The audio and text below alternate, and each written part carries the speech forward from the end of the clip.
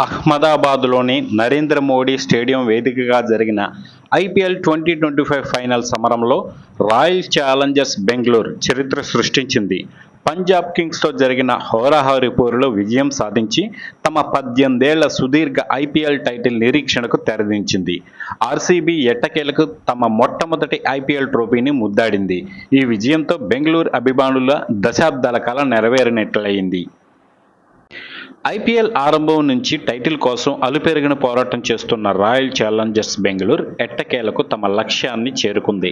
మంగళవారం అహ్మదాబాద్లోని నరేంద్ర మోడీ స్టేడియంలో జరిగిన ఐపీఎల్ 2025 ఫైనల్ పోరులో పంజాబ్ కింగ్స్పై సమిష్టి ప్రదర్శనతో విజయం సాధించింది. 2008 నుంచి ఊరిస్తున్న ఐపీఎల్ ట్రోఫీని 18వ ప్రయత్నంలో సొంతం చేసుకుంది. ఈ చారిత్రక విజయంతో ఆర్సీబీ ఆటగాళ్లు, యాజమాన్యం, కోట్లాది మంది అభిమానులు ఆనందోత్సాహాల్లో మునిగిపోయారు. ఆర్సీబీ తరపున ఆరంభం నుంచి ఆడుతున్న విరాట్ కోహ్లీకి ఈ విజయం ఎంతో ప్రత్యేకం. గతంలో 3 సార్లు ఫైనల్ చేరినా టైటిల్ గెలవలేకపోయిన ఆర్సీబీకి కోహ్లీ నాయకత్వ పటిమ, అద్భుత ఆట తీరు ఈసారి ట్రోఫీని అందించడంలో కీలక పాత్ర పోషించాయి. చివరి ఓవర్లో ఆర్సీబీ విజయం ఖరారు కాగానే కోహ్లీ కన్నీటి పర్యంతం అయ్యారు. ఎన్నో ఏళ్లుగా దక్కని విజయం ఇన్నాళ్లకు దక్కిందని భావోద్వేగానికి గురయ్యారు.